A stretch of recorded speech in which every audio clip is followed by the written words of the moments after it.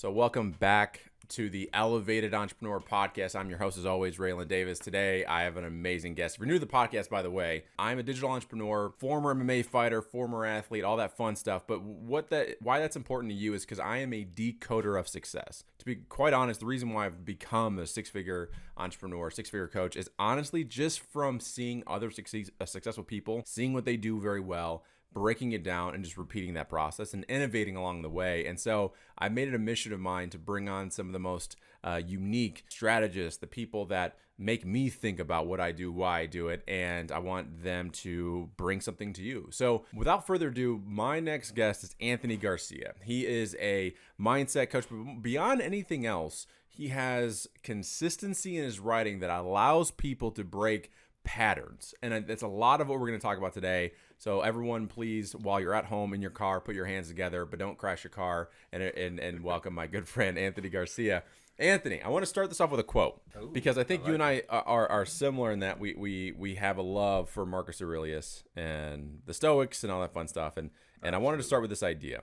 The quality of your life depends on the quality of your thoughts. And especially in the world today, right? People are upset about the world that they live in. They don't like the quality of their life. They feel like, things are not going well. And with this guy, this old philosopher from way back in the day says, listen, basically, it's your damn fault. Change the way you think, you'll change your life.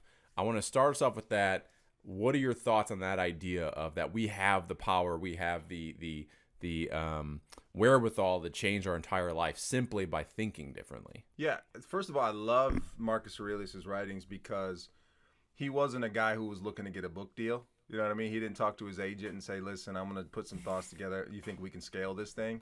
He was literally writing to himself. It was a diary that was not meant, as best we can tell, for publication. And so, like, how honest are you going to be if you're just writing to yourself? So first of all, the impressive quality of the fact that here's a man who was trying to organize his thoughts in such a way that would prepare him for success on a level that most of us will never see. Ruling a kingdom at a young age, knowing you're going to be pulled in every direction. The influence that you have, your word is law.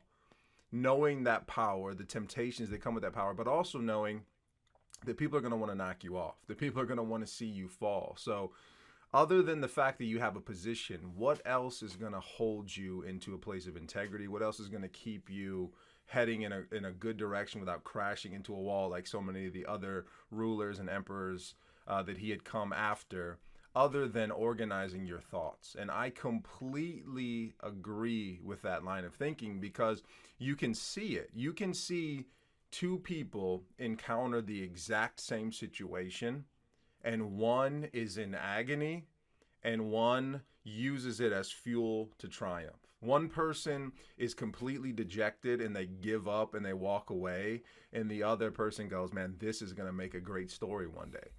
So we know that it can't be the circumstance, right? We know it can't be the situation. Yes, there's some hardwiring. Maybe there's some nature versus nurture, and somebody had maybe a different kind of upbringing. All that stuff could be in the mix for sure.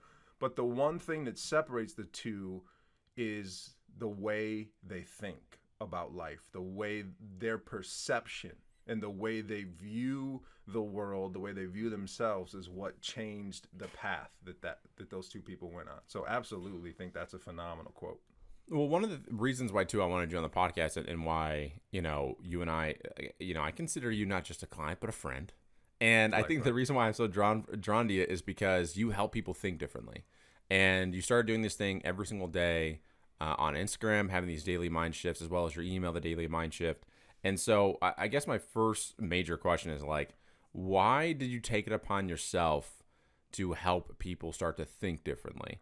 Because what's interesting is we are two sides of the same coin, in that I made it my mission, my purpose to help people think differently from a business perspective, from, a little bit mindset for sure, but everything from marketing, etc., about thinking differently. And then here you are on the opposite side of that, arguably the more important side, which is personal, thinking differently. So why did you even start this process in the first place? Because I think it's very tempting for people to live in the realm of what if.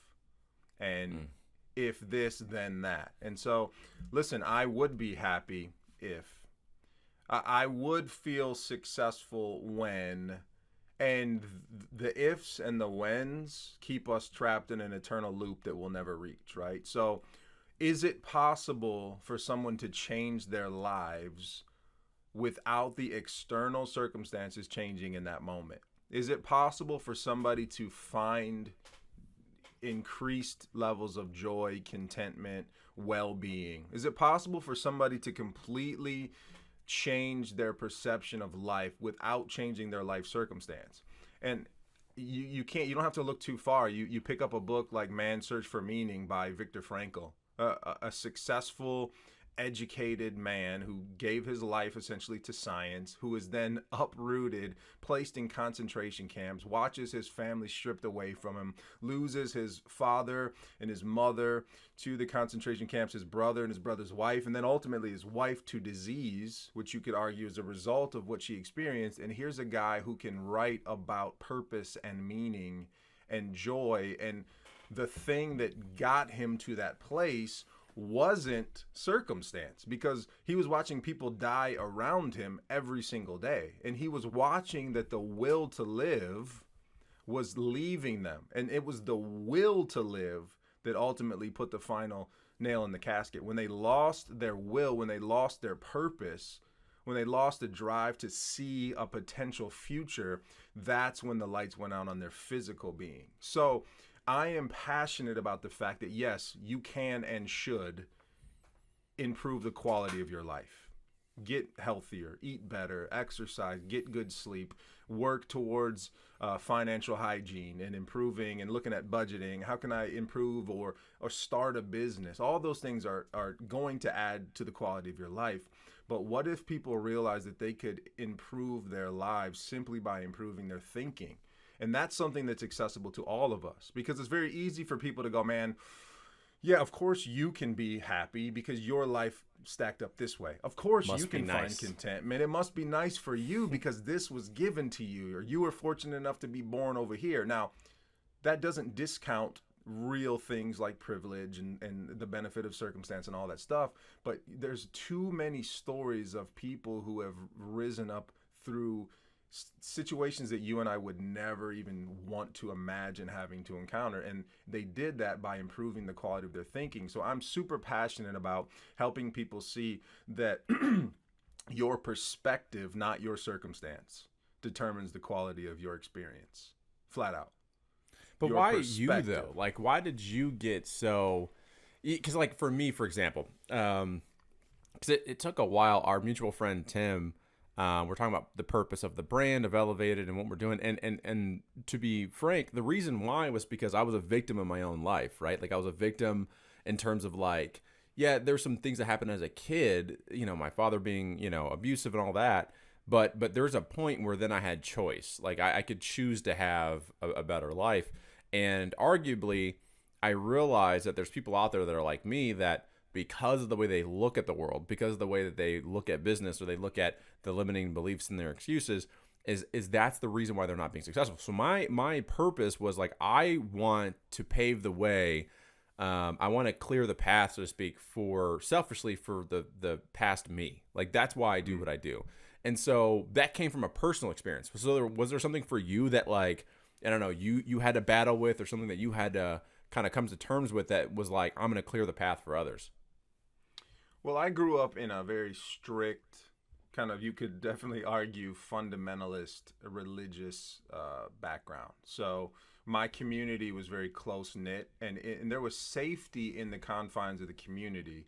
And in that, I mean, it was a small community, but because of that, everybody was so together, and there was a bond there that you really couldn't separate unless you veered out of this particular lane and started to think and see things differently.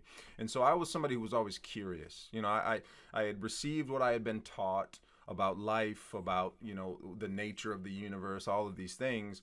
But then I started to bump into other ways of thinking. I started to bump into books that weren't on the recommended reading list, if you know what I mean.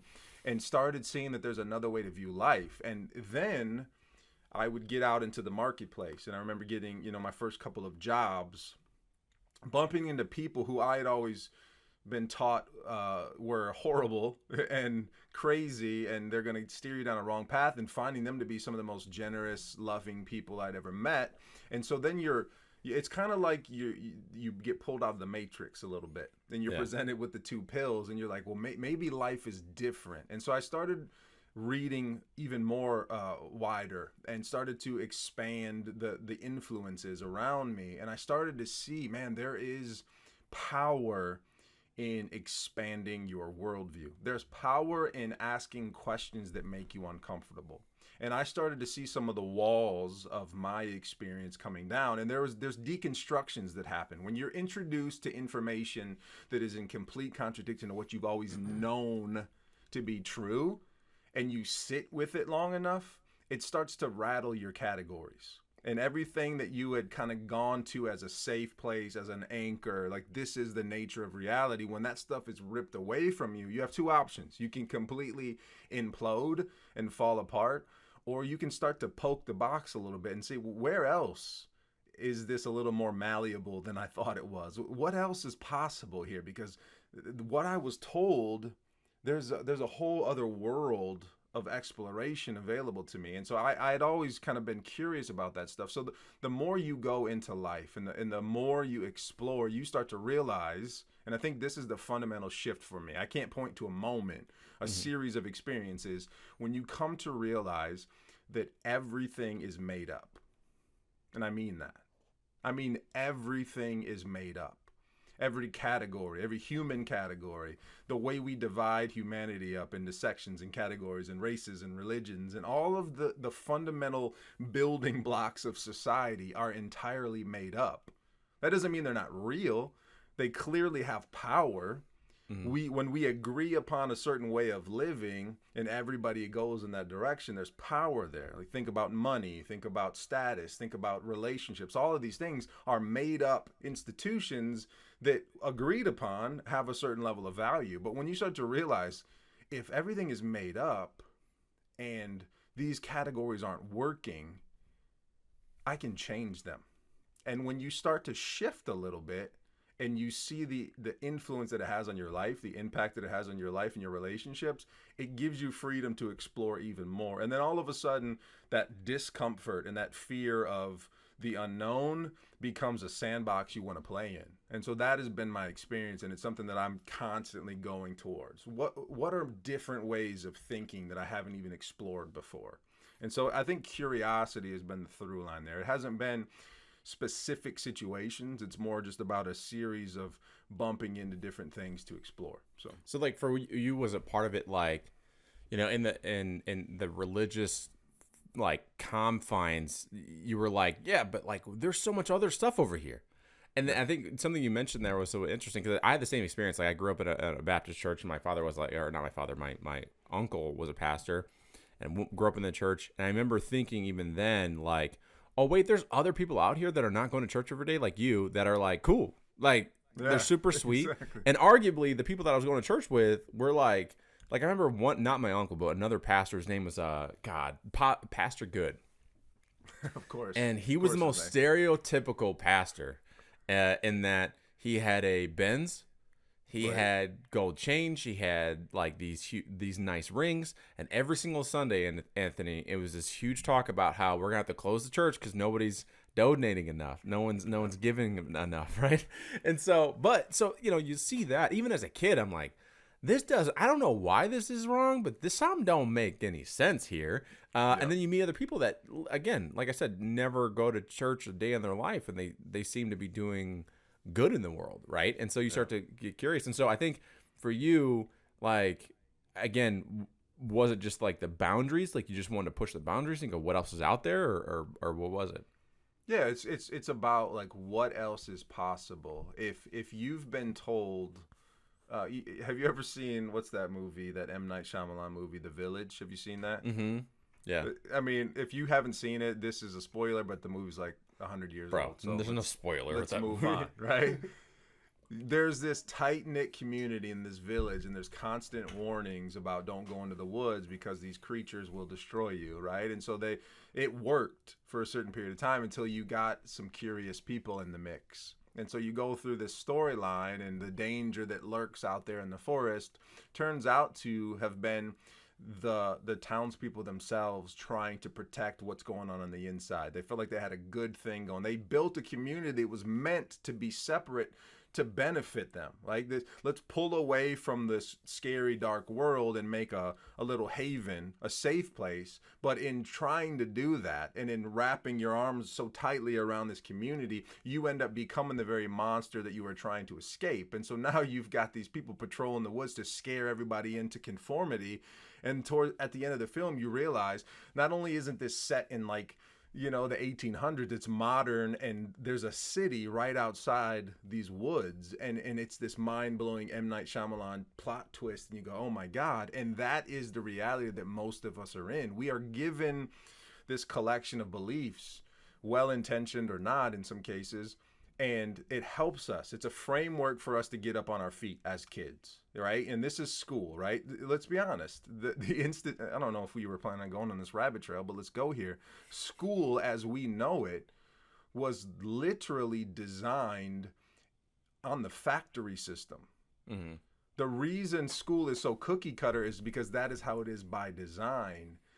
At one point, there were no such thing as child labor laws. That wasn't a thing. So you could have a 30-year-old man working next to a 9-year-old boy on the line. And at some point, they started to see, there's these adults out here who don't have work, and there's these kids in here who are taking these jobs. So what if we put them into an institution that could give them the basic knowledge and skills to then bring them back into the workforce later? So it's an assembly line, and then we just shove. So school, we don't stop to question things like school because we've done it for so long, and how we do school and why we do school, and this, standardized testing, and we need people to check this certain box so that we can move them along. And then you get out of school and you ask the question like, what did I do all this for, right? Yeah. Because school as an institution was made up, and it served the purpose that it needed to serve in that moment. But now as a society, we're grappling with the question, is it still working for us? That's why so many people are abandoning the idea of college, because there's different ways of doing life. And so for me, it's just been bumping into these different walls and realizing, wait a minute, this is actually a door, opening it up and going, man, there's a whole nother world out here. There's a whole nother thing that we haven't explored before. Let's see what's going on. And it's scary. It's uncomfortable. But the more you do it, it becomes a game. It becomes exciting. Like, what else haven't we explored? What conversations should we start having that we have been avoiding for so long? And I don't know. I think it's just this curiosity that has caused me to ask these questions. And you start to realize that the way you think about your life, the way you think about reality, determines how you experience it. In a very real way, we are all projecting our own reality by our thoughts. We're all experiencing the same reality, but we're experiencing it completely different. So why is that person happy over there? Why is that person able to have contentment while this person over here is miserable? And you start to ask questions around the way they view the world, and you start to go, okay, so maybe if I change my thoughts, or at least the thoughts I dwell on, I change my life. And that's been my experience, and that's what I'm super passionate about. No, well, obviously, it's something, too, that is incredibly needed, especially today. Because, again, everyone's circumstances are different, and everyone grows up differently. But at some point, then you do have choice. And, if you're on this planet, why not get curious about... I think the way that I always kind of explain it is like, the way that you think has gotten you here. If you're unhappy, you can change it all. Like, right. Why not look at it differently? Like, especially, again, to go back to, like, business, as I know that there's people that, I've talked to in the past, and they go, well, this is the way that I've done it, and it's got me here. And I go, well, what about this over here? What if that could take you? And they're like, no, I don't know about that. I'm like, well, how do you know? Right? Like, clearly try something different, right? Like, yeah. And I remember there's a former client that I had who he wasn't making money, not because of his systems or his processes, although it's very little has something to do with it. It was a mental block. I don't want to sell. I don't want to do this because I don't like the way that this person did that. And I was like, is that thought, and this is something that you go over a lot, which is like, is that thought process serving you? Because it's not. And you have a choice. You could hold on to it if you want. Like, and I think there's something that I've kind of realized, that everything serves you. It just may not serve you the way that you want it to. Right? Like, our limiting beliefs do serve us. It serves a purpose. It protects us. It protects our ego. It allows us to stay safe. But it's like, you have that, or you have uncomfortable, all this other stuff, but also like another option. You can pick that one too, right? Like, and so what's interesting again about you and why I love your work is because, again, it helps people shift. Now, I speaking of business, I want to talk about why you decided to try to like be a full-time coach. So right now, like, there's a lot of people that are in your position right now. They have a 9-to-5, they have this purpose, this passion, and they're like, not only can I help people, but I can monetize it. At what point for you was it like, 'cause I know this is something that you've been doing kind of, I wouldn't say on and off, but like, is it fair to say you weren't taking it seriously until probably the last, like, I don't know, 6 months or something like that you were like, no, I'm doing this thing. So what was the shift for you that was like, fuck it, like, I'm just going to go after it? Well, I definitely, I was definitely dealing with like just some flat out limiting beliefs, like around qualifications and what makes you feel qualified to do these things. There are some realms, there's some hats that I've worn through experience that at some point you get to the place where you feel qualified. And again, it's made up, right? For instance, somebody saying I'm the CEO of a company, that's somebody made up that position. So like that's totally invented, right? And if enough people believe it, and if enough people see your name on the door, there you go, you're the CEO. So I was definitely what did Elon now calls himself something at Tesla. It's like head of tech now, or like something crazy. And he was like, because he's like, I don't care about the title. He's like, I'm the techno guy now. That's his official title at Tesla. And that's who he is, because he decided that's who he is. And so for me, his chief financial officer is head of coin. He was just like, none of these matter anyway. So he's making a joke out of it, which is helpful because it helps us see that these categories aren't really, they're just made up. So for me, it was like, well, at first there's the cringe factor, right? Of so many people calling themselves a coach because they read a book on vacation and they were like, maybe I could do that. And you're like, you see them and you see the quality of what they're doing and the influence that they're actually having. I've talked to so many people before I decided to step into that lane who are like, a friend of mine just decided they're going to start doing these retreats. And then all of a sudden they're a life coach. And I know them, like they get hammered drunk on the weekend, like blackout drunk, but they're charging people out the ear to pay for these 2-day retreats that are supposed to change their lives. And so you hear enough of that stuff and you go, man, there's the cringe factor of, I don't want to be associated with the snake oil salespeople. I don't want to be in that lane. And then also, if I'm going to stand in this lane, I want to be qualified to do so. And then, you start doing it enough in your everyday life. And in my case, you start having these conversations. You start seeing what you would do with a client. You're doing it with friends, you're doing it with coworkers, you're doing it with people that you have some brief interaction with, and you see them go, man, like I've never thought of things that way, or that totally changes and you see the light bulb go off in people. And then you, at some point, for me, it's just like, okay, why am I holding myself back? Who am I waiting to knight me official qualified coach? And then you see, again, this proliferation of every random person on the internet's creating this program that will make you a certified such and such in 6 weeks if you pay, a certain amount of money. And you're like, okay, this is made up. That certification is totally made up. Some are more credible, don't get me wrong. Like there's definitely qualifications, but I'm just like, this is what I'm passionate about anyways. This is what I'm trying to do in my everyday life. I love to see someone's shift. You can see it in somebody's eyes. You can see it. You can hear the change in somebody's voice when you're having a conversation and they have an epiphany moment. And the cool thing I love is insight. That, for me, that's the most powerful thing, because insight, that word insight, if you think about it, break it apart, insight, it's this internal shift that happens in somebody. And they start to see their own power, and they start to realize that they've had access to these truths their entire lives, and something clicked inside of them. And now once you see it, you can't unsee it.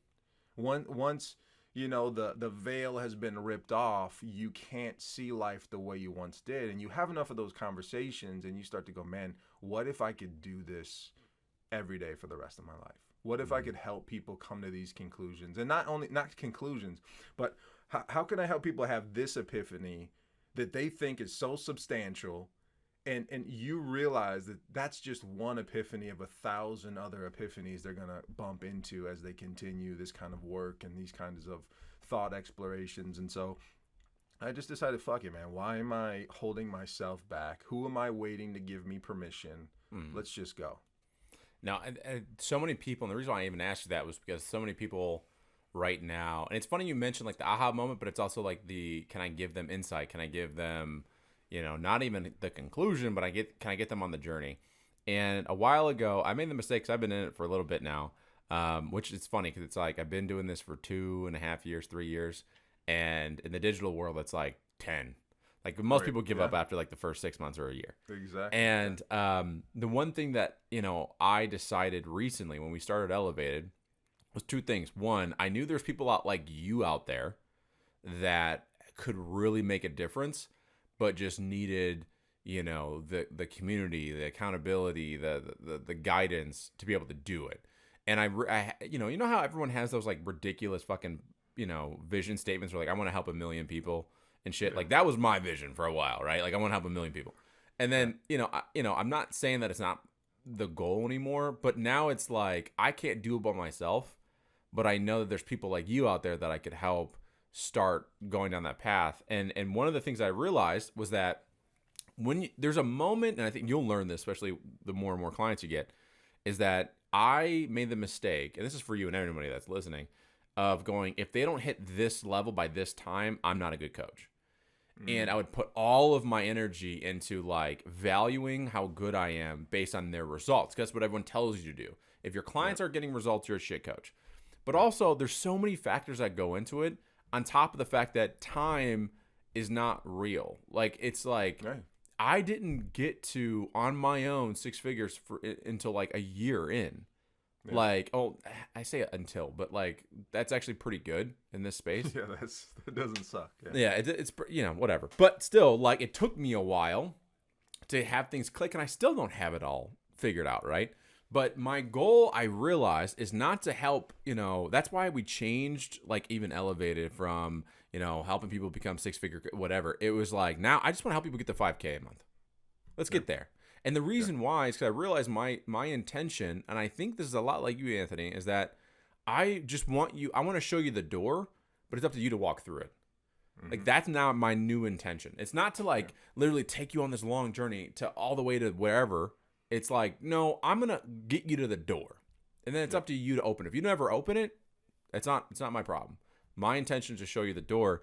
And one of the things that I also want to talk about with you, because it separates you from everybody else, is that you are incredibly consistent with behaviors. Like one of the things that I'm trying hard, which is difficult, dude, because as you mentioned, like there's tons of coaches out there being like, 6-figure this, 10K months, do this, make $8 billion today. And then here I am saying, literally our motto is like, do the work, do it well, and then let go. Like that's our thing. Like it's like literally work your ass off, work smart, right? And find your thing. And by the way, like I don't have a blueprint for you because everyone's going to be different and it's going to take us a while to figure it out. Like I have the most unsexy community in the world because I'm like, literally, I'm not going to give you my blueprint because I learned the lesson, man. I gave people my blueprint, but here's the truth. To get me to where I am, I literally used to just cold DM people, get them on a sales call and sell them. And I worked my ass, but there's a whole other world that's way easier. And as I learn, I'm like, you don't need my blueprint. Like you need your own. And so talk to me a little bit about the daily mind shift, because you started that well before you and I started working together, which is the daily email every fucking day, which is crazy because most people can't even fucking post on Instagram every day. Like they can't even like do it in their stories every day. But here you are every single morning putting out an email that literally shifts the way people think, and you do it consistently every single day. Like, how did you even start that? What's your process? Like, how did you get to the point where you're that consistent? Because honestly, that is the silver bullet to business is, can I do something every damn day, regardless, because when we first started working together, and then I'll shut the hell up, but you were doing that with like less than 100 subscribers. Like at one point, dude, you had like 10 people on the list, and you still every day were doing it. So and to me, honestly, like to dip the toe into my backstory, I wasn't the most disciplined as a kid, right? When it was Saturday work day, my brother was out schlepping stuff in the lawn. I was hiding, reading comic books. I was trying to dodge and duck any kind of responsibility, homework, and studying for tests and all that stuff. I just didn't. I lacked the discipline, right? And so I have been passionate and voracious in reading and in learning my entire life, but the structure of showing up consistently was lacking. And I've been writing for a number of years. I've started a couple blogs, and what you do is you go, okay, here's what I'm going to do. I'm going to post, maybe I'll do 3 times a week. And then you write a post and you feel good about it. You upload it, and whether you get good response or it's crickets, you go, okay, you know what, 3 times a week. And then you get busy, you stay up too late, you whatever, and it's like, okay, well, 1 is okay. Like, I know I said 3, but let's just do 1. At least I did something. And there's that like hit of dopamine that like you thought about trying, and so that satiates you for a little bit. And then I would flake out, and I would just not post, and I would just eventually bail. And throughout this process, you get people who read and go, man, that's really powerful. And then you get these questions of like, hey, you remember that thing you used to do? Like, why'd you stop? And I wouldn't have a good reason. And, well, life gets busy, and it's all bullshit excuses, right? And then I started to say, listen, if this is really what I want to do with my life, if this is how I really want to add value, it's gonna have to be a practice. And this was the approach. The daily email. First of all, I think of somebody like Seth Godin. And if you're listening to this and you don't know who Seth Godin is, you need to. It's business, marketing, genius, all around good human being, great thought leader, somebody who, and here's what Seth's been doing I think he's probably up at like 8,000 emails daily. He's been writing and shipping daily emails for over a decade. And consistently. And I'm somebody who's a subscriber, and I've followed Seth's work for so many years, and every morning when I open my email, there's Seth Godin, and he shows up and he's done the work, and he's influenced me for years. And I've always said, man, I would like to get there, and it's always that someday or when. And eventually I just said, and it's been well over a year and a half now, I said, you know what? And I was thinking, it was December, I remember. I got the idea, what if I did a daily newsletter around just perception and perspective and mindset? And I was like, okay, cool. It's coming up on the new year. Why don't you start January 1st? And then there was that other voice in my head that said, you know you're not starting. So I was like, dude, forget it. Tomorrow. So I threw together a Substack. I made a logo, put together an about page, and I shipped the first thing the middle of the month in December. And I haven't looked back. And it's at first it was a hurdle, man. You're like, what do you write about today? You just wrote 3 days in a row. What are you gonna write about? But here's what happens when you show up. It's that Stephen Pressfield idea of the resistance. Whether you feel like it or you don't, you put your ass in a chair and you show up and you add value. And whether you've got one person reading it this morning, and that person's your significant other or your grandma who loves you, or it's 1,000 people who are reading it and sharing it, you are showing up first and foremost because you said you would. And that has been the shift for me. This is my practice. Yes, I hope it's adding value to people who read it. I hope it's helping people. But regardless of who reads it today, and at one point I was following the metrics every day. I'm like, okay, who read it today? But I don't do that. Very, very rarely do I do that anymore, because that's not why I do it. Yes, I do it to serve. Yes, I do it to add value. Yes, I want it to shift someone's perspective and therefore change their life. But whether or not that happens today, I did what I said I was going to do. And you start to put those reps in, and now it's a part. It's like you're telling me it's time to brush my teeth. Of course I'm going to do that. That's what I do every day. And I do it consistently, and it's not a question mark anymore. My kids know it. My wife knows it. Doesn't matter what we're doing. Doesn't matter what time I get to sit down and do it. This is my commitment. And for me, there's something incredibly, if you're watching this or listening to this, there's something incredibly powerful about a practice. If you see this ad, like if you're thinking about starting something, if you're thinking about it's a podcast, it's a newsletter, you're going to start posting on TikTok, you're whatever it is you're thinking about doing, if your first thought is how can I quickly monetize this and make it blow up, you're probably going to crash into the wall. But if you say, I'm going to use this as a public forum for practice, it will shift your mindset and it'll shift how you show up. And here's why. I've made a commitment to myself, but I've also made a commitment to your inbox. I promised I was going to show up in your inbox every morning. What happens if I stop doing that? What happens if I break that promise? What does that say about me? What does that say about who I am? And you break your promise enough to people stop showing up. So for me, the power behind it is the practice of daily showing up. And if you're somebody who's watching this and you're thinking about content creation, or you're thinking about writing and you're struggling, like, man, what about writer's block? And what if I run out of ideas? You don't get a chance to run out of ideas if you said you were going to show up every day. You will bang your head against the wall and an idea will pop. You will show up. And obviously you don't want to just throw random stuff out there just to say you checked the box and did it. But when you start to build this practice, it completely revolutionizes the way you think. It changed because now insights are coming to you in ways that they hadn't before, because now you're open and you're looking. Now I'm looking around. Like, the way that I looked at it, and because again, I have to thank you because you inspired me. I started a new practice a little less than a week ago where I said I'm going to make a Twitter thread every single day.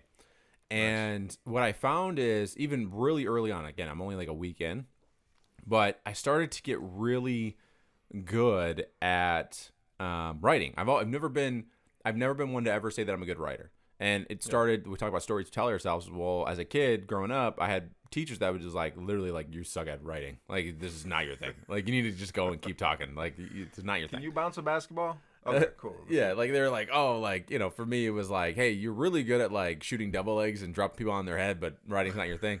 And there was one teacher though. Shout out to Miss Abraham, man. So there's a teacher I had, Miss Abraham, that started the process of unlocking what now I fall into, which is I actually like writing. And it was because I was writing. I was really, really frustrated one day, and I go to her class, and we had to do some essay. And I'm like, I'm just really frustrated. And she was like, well, why? And this, by the way, this was 9th or 10th grade. And I was like, I'm just frustrated because I have shit I want to say, but I can't say it. It won't come out. And she's like, well, what's the problem? Is it writer block? What's going on? And I go, I don't have the fucking words.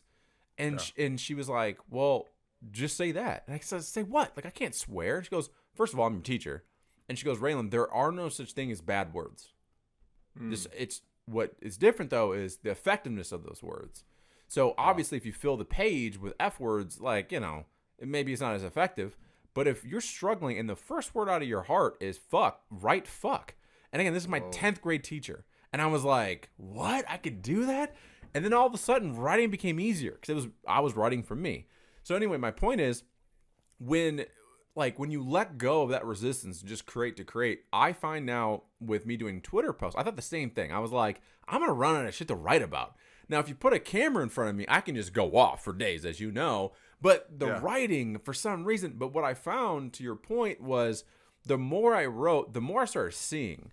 And then the more I started seeing, now I have these notes where it was just one word things and these kind of things. And now I'm starting to appreciate the value, for example, of like I've always been obsessed with comics, but like now I'm like, oh, I get why they say you have to write every single day.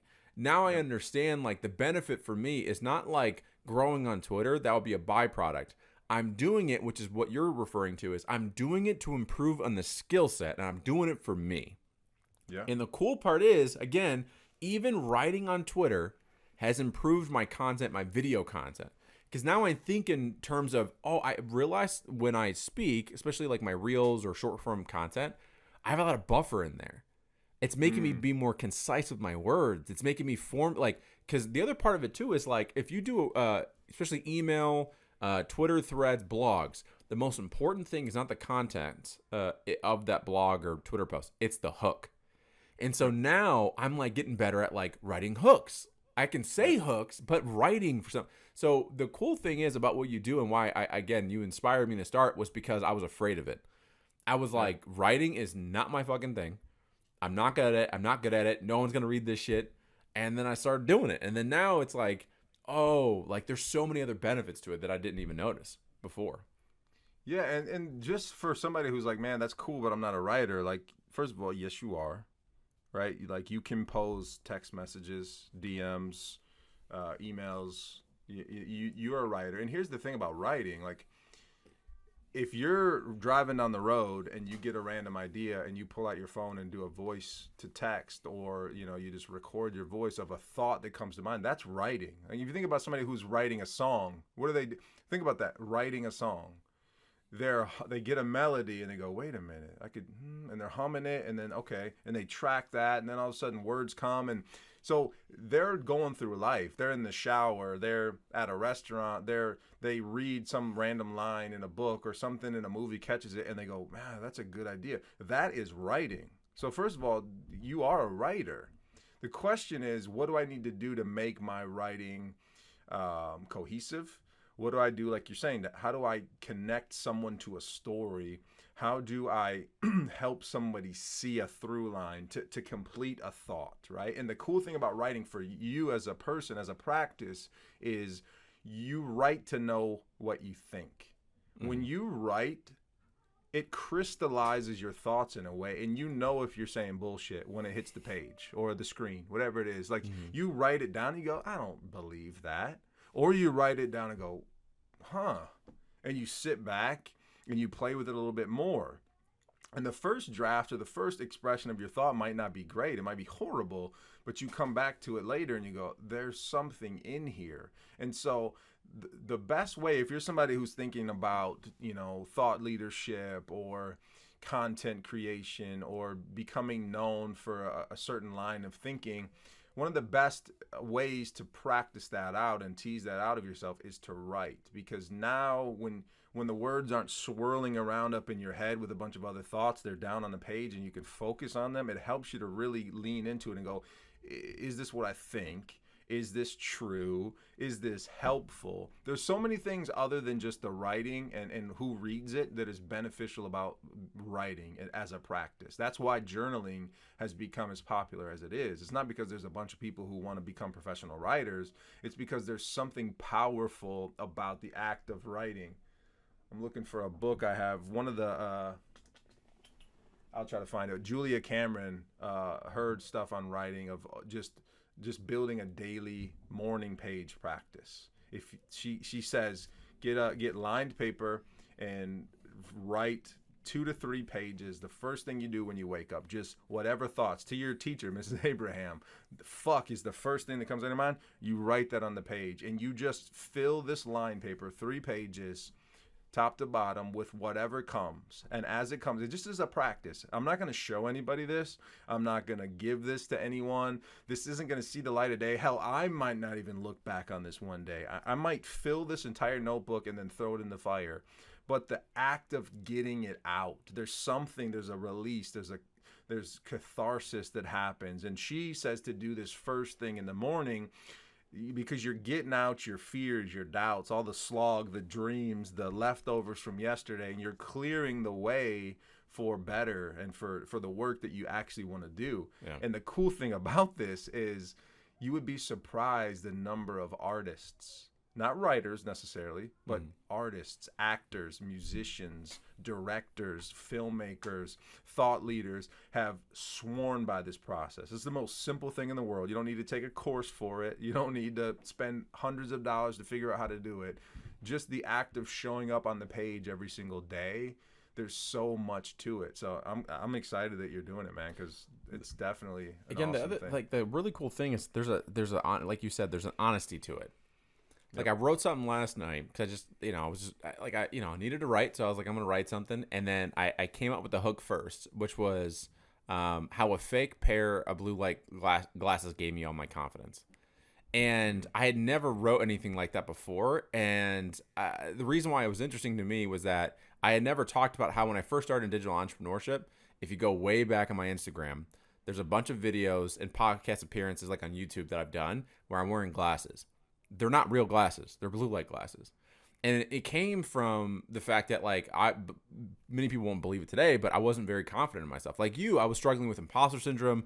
Who am I to tell people what to do, how to live their life, et cetera, et cetera. And then I read this book by Todd Herman called The Alter Ego Effect.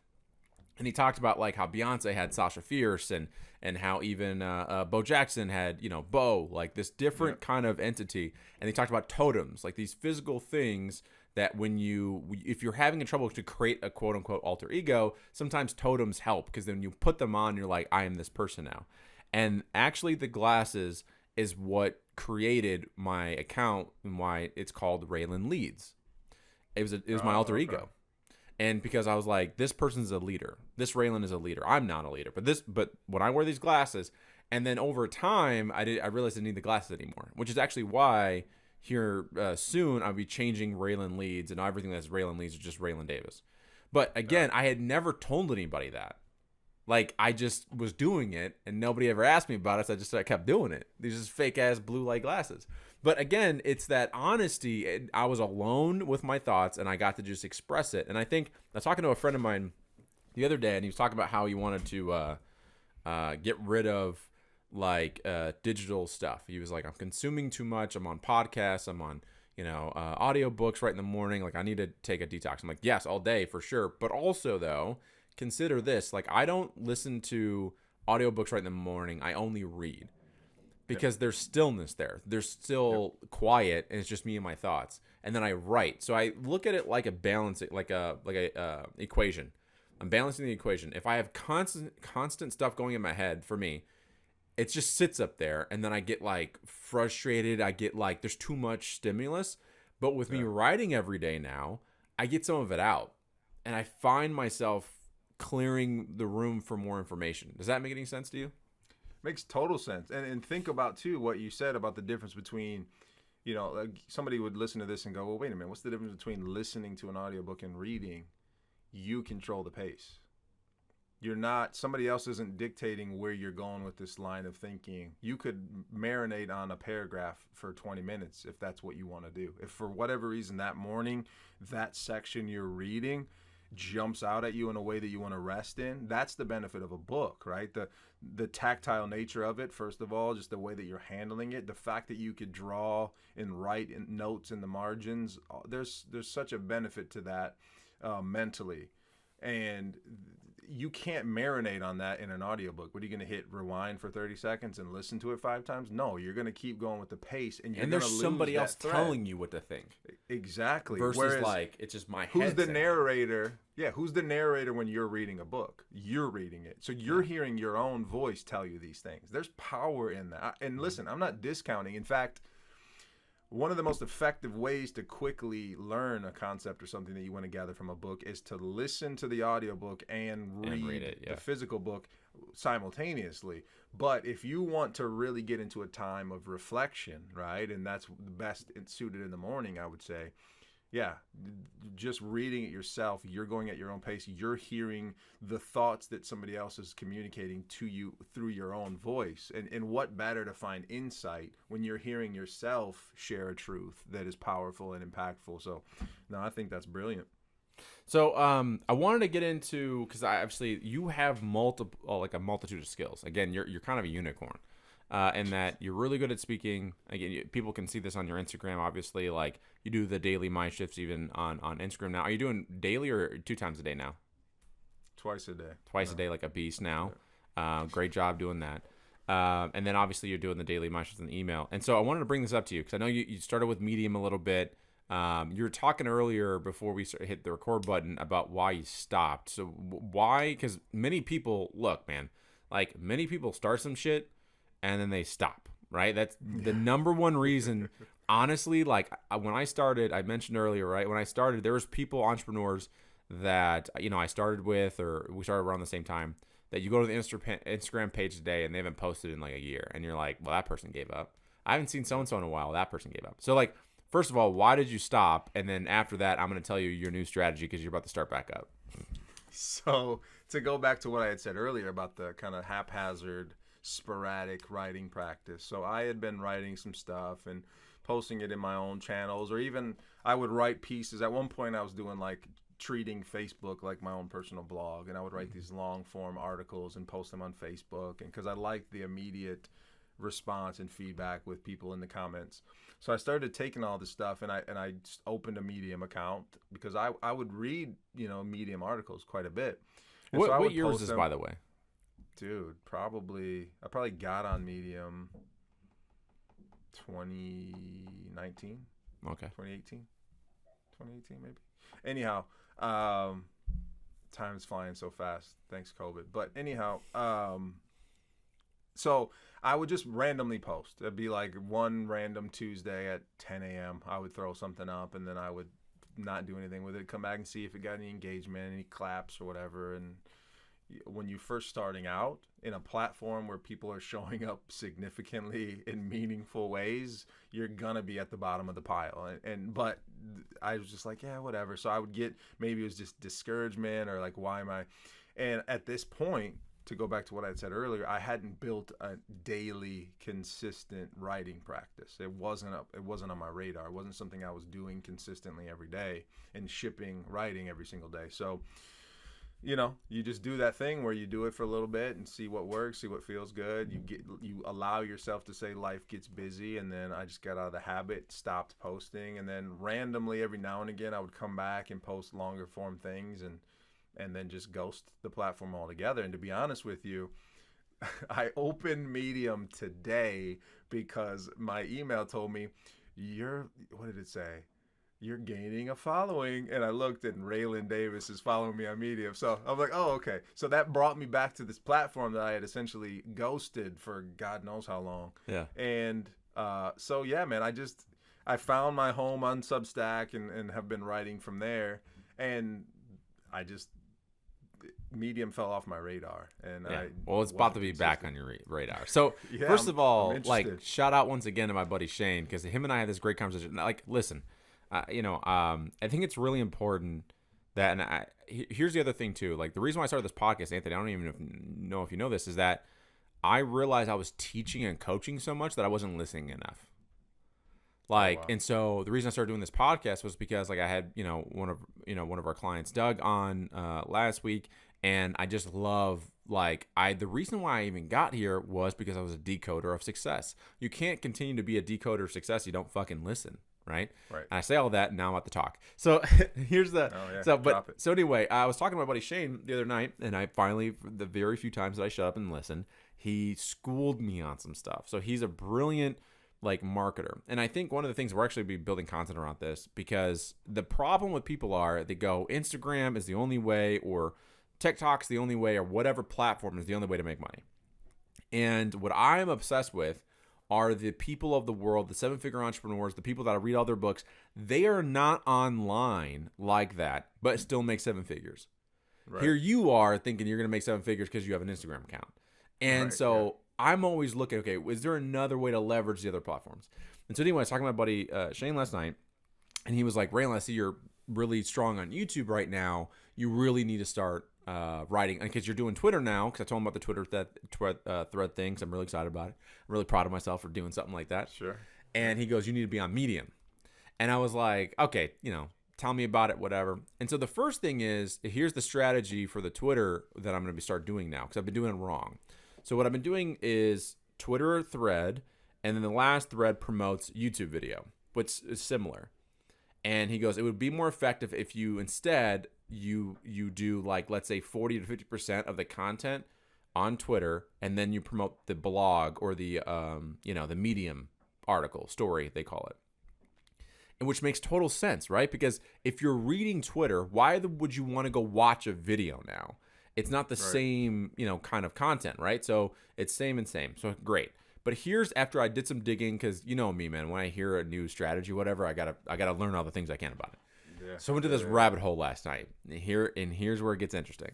So since you've been on, Medium has highly, significantly changed the way that they help their creators.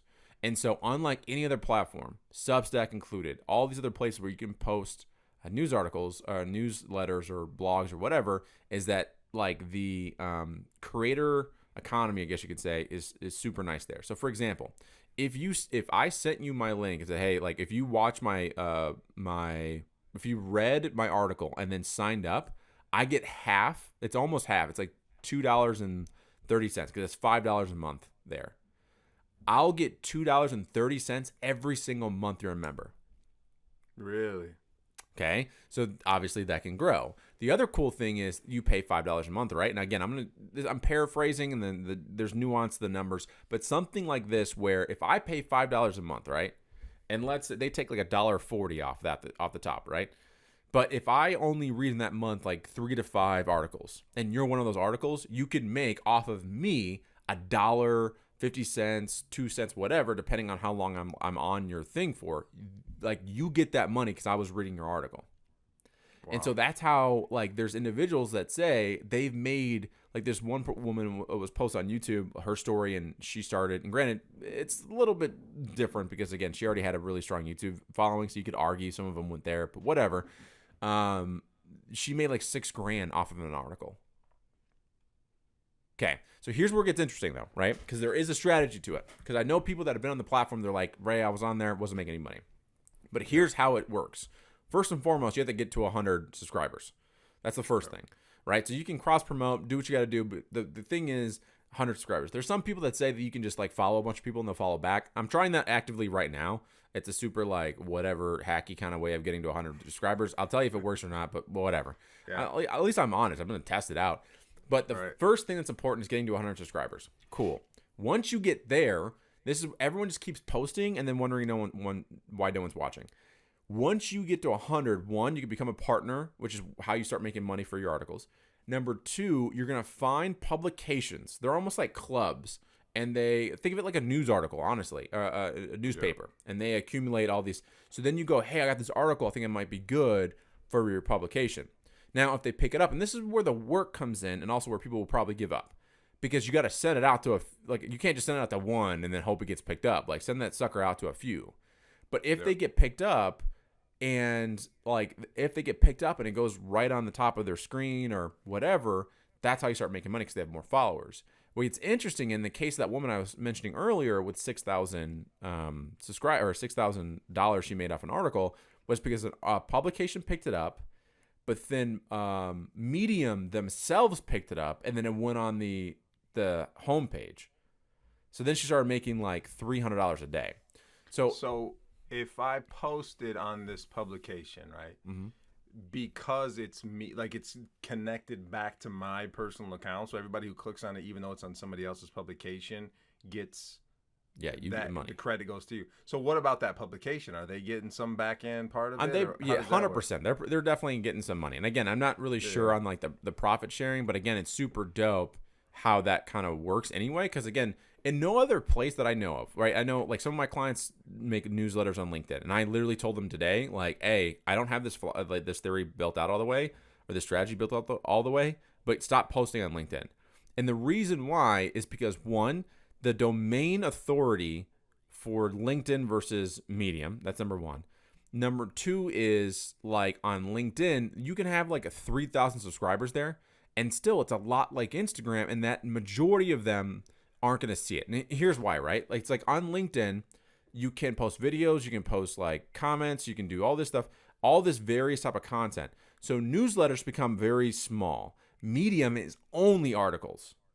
Right. So they are going to promote your shit better than like LinkedIn does. The other thing is you cannot make money off you posting on LinkedIn from LinkedIn. LinkedIn's going to keep all that Right. money. So Right. again, for me, it's like if I'm going to have some subscribers, if I'm going to post somewhere, why not make some money? And if we're being super realistic, here's what you could probably expect: $6, $10 a day, something like that on Medium. But that's not how you're going to make the most of your money. Most of your money is going to come from this, and this is why I'm super excited about it. I'm really big on cross-promoting different platforms. Like, as you know, and maybe the audience doesn't, but like I'm really big on bingeability.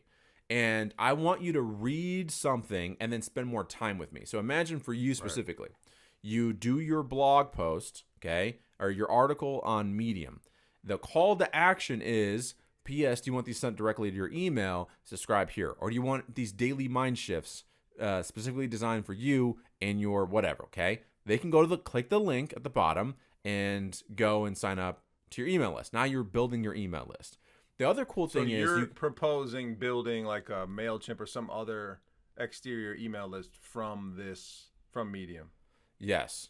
So it'll go directly to your landing page and they sign up there. The other cool thing is, and this is where it gets interesting, is that now I'm leveraging increasing my email list. I'm leveraging getting more people to see my landing page. And by the way, this could be a free course. I've seen people do that and other things by leveraging their domain authority and their viewership.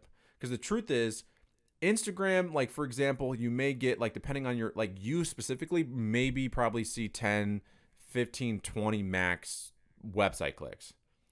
Now, that's because of where you're at in the platform, how many followers you got. But on Medium, again, if another platform, another publication picks it up and they have 20,000 subscribers, right? And let's say 5,000 people see it, 2,000 people see it, that significantly increases the likelihood of them clicking that link. So again, your Anthony.com is not going to have the same domain authority as Medium does. It's just not. Right. Not yet anyway. Right. One day. So anyway, you're going to leverage their viewership because they have 60 million active users, something like that. You're going to leverage them to drive them to your other links, etc. Where it gets extra, like how I'm using it, I'm going to A/B test this. That's one way. Send them directly to your list, get their email list. The way that I'm also going to use it is I'm embedding YouTube videos. So you can embed YouTube videos because now I can grow that page over there. So again, I'm leveraging them promoting me there because it's a little bit, it seems to me that it's a little bit easier if you make good enough content to like grow there versus like YouTube. YouTube's very hard to grow on YouTube. Like it takes a long time. Not as much as Medium. So I can leverage Medium to then grow YouTube, which then YouTube can then land to email lists, etc. So my point is, and the best part for you is that it don't take you any more time. So this is where you, in your email, your daily emails, take like the best one from the week. The one that you're like, I feel very excited about this. Boom, that's your article. Yeah. One article a week, every single week. Like you don't have to do it every single day, but But the reason why they got me on it, because I remember there's a guy named Benjamin Hardy. Yep. And familiar with him. Yeah. So personality is impermanent, gap in the game, that kind of stuff. And I'm like, I know he's a 7-figure entrepreneur, far past it, right? And I'm like, he's not on Instagram really that strong. He, has a decent Twitter account he never looks at. And I'm like, how in the world? Oh, it's because what he was doing, and I remember listening to him talk about this on like this podcast where he was writing for Medium, but he's getting tons of views, but he didn't have the call to action to go to his email list. And by simply changing that, he increased his email list by thousands. Like I'm willing to bet that guy probably has 50,000 subscribers, or to his email list, and that's how he's making all of his money, is leveraging Medium. So that's what I mean, dude. Like people look at the world, going back to what we're talking about, right? They have this small window of, I got to make money on Instagram. And there's so many different ways, especially if you're a natural writer like you and you're good at it and it's part of your craft. Even if, again, at the very least, you do it once a week on Medium. You get to 100 subscribers, you partner with them, and you go, Raylan, I don't care about backlinks. I don't care about any of that crap. Whatever. You can make $10 a month, $20 if it gets picked up, maybe make a couple $100. That's more money than you're making now on putting it up wherever. Yeah. No. Anyway, what are your thoughts? I think I love the idea of the leverage to be able to used the power of that platform. And I remember Benjamin Hardy. In fact, I remember the first time I encountered his work was on Medium, and he was, talking about his process. And I think at that point he was going for his PhD or something. So he was kind of walking through that process and then reading Personalities and Permanent. In fact, I'm reading his newest one, Your Future Self Now, or something like that. And he arguably built that. Hay House published his book, a very well-known publisher, and he built that platform. He built his influence on Medium. So it started all I had there. Totally forgotten about that. So dude, me too. And again, when I heard Shane tell me about Medium, and I was telling Kayla, because Kayla knows them and stuff, and I go, oh my God. I connected the dots. Like, I never knew that's what he meant when he was talking about Medium. I've heard him talk in places and whatever. And I go, oh my, that was the connection I was missing.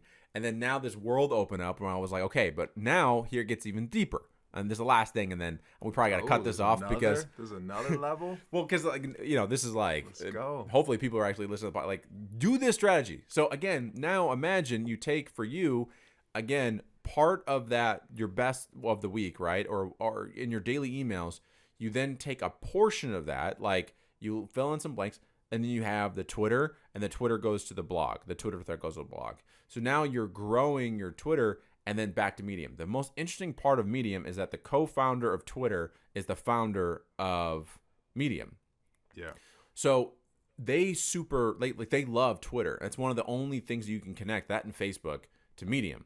So again, it could grow your Twitter account. So it's all about, like, again, leveraging these different platforms and using them. Because here's the part that nobody talks about right now. Actually, a lot of people are talking about it right now. Is people are overly dependent on platforms.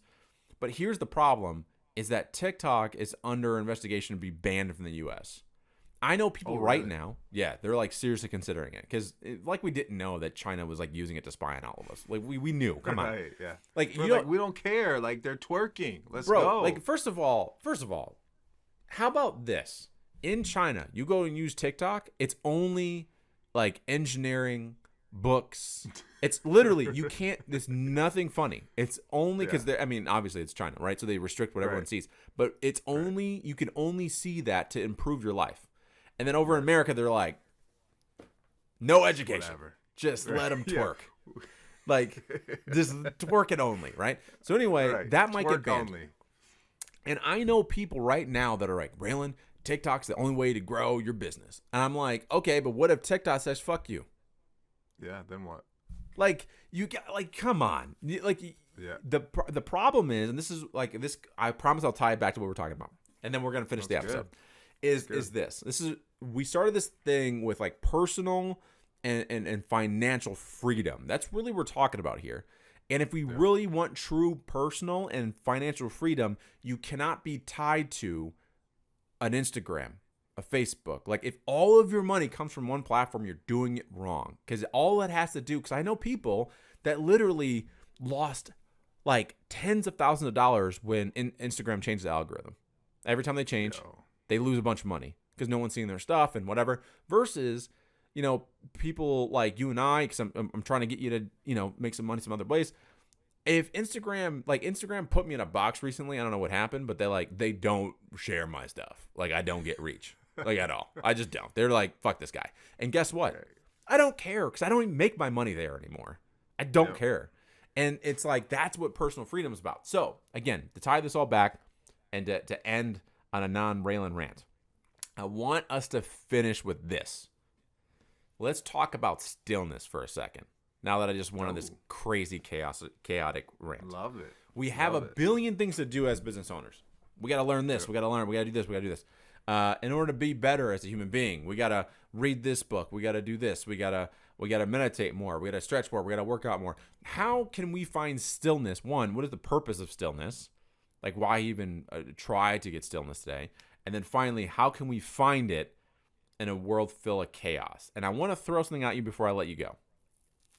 Is I have this client of mine who is probably one of the most fascinating people I know. And she goes, I asked this question to her, and I want to hear your, see how different it is. She's like an energy worker. And she goes, I want you to imagine our tornado, how it's just spinning. And she goes, people will sit in the, like, fight against the wind of the tornado, Instead, lean into the tornado until you get the eye of the storm.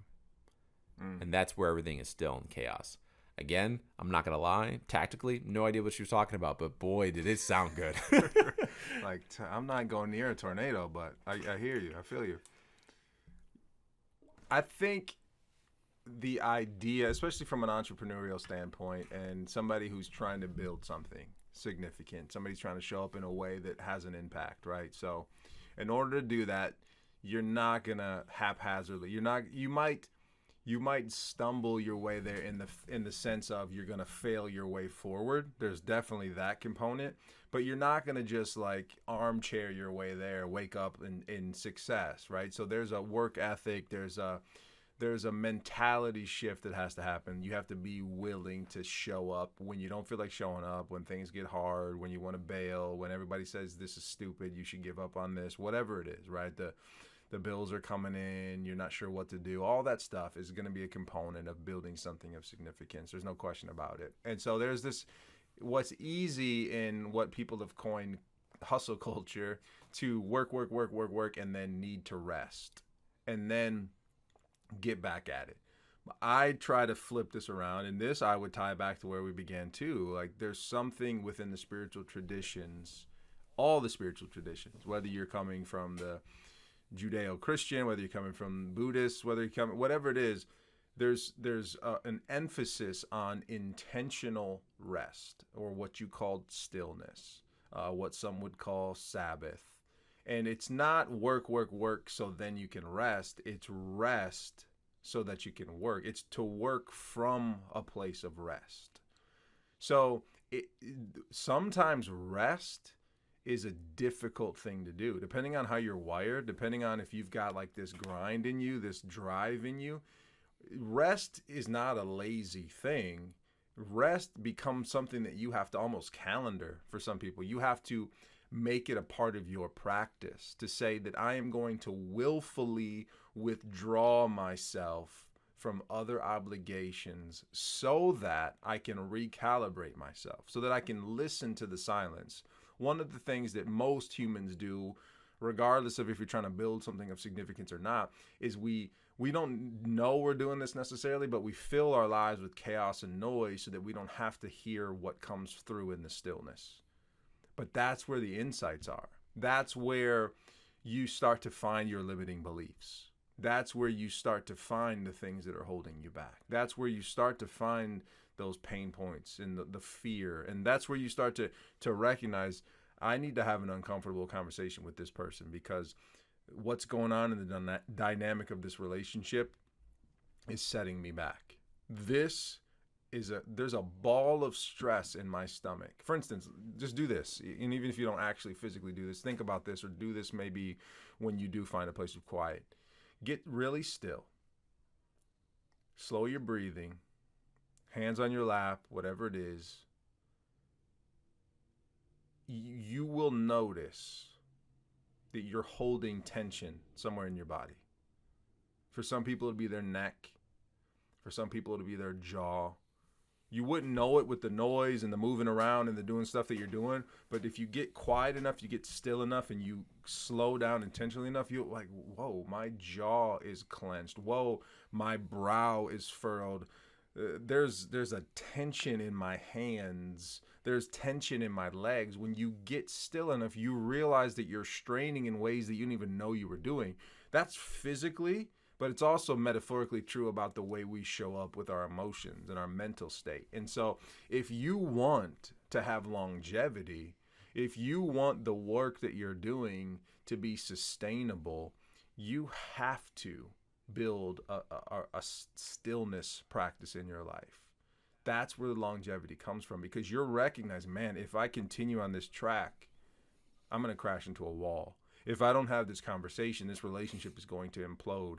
If I don't offload this thing that I'm doing that's not actually helping move the needle, it's holding it back. If I don't cut ties with this relationship, if I don't stop doing this, if I don't pull back on some of this stuff, I'm not going to be able to get to where I go. And you're not going to be able to do that with the noise. I wrote about this the other day, but I think it applies here.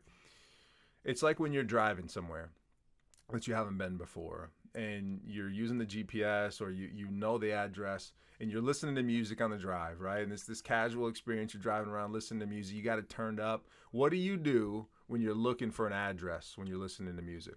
Turn down. You turn the music down.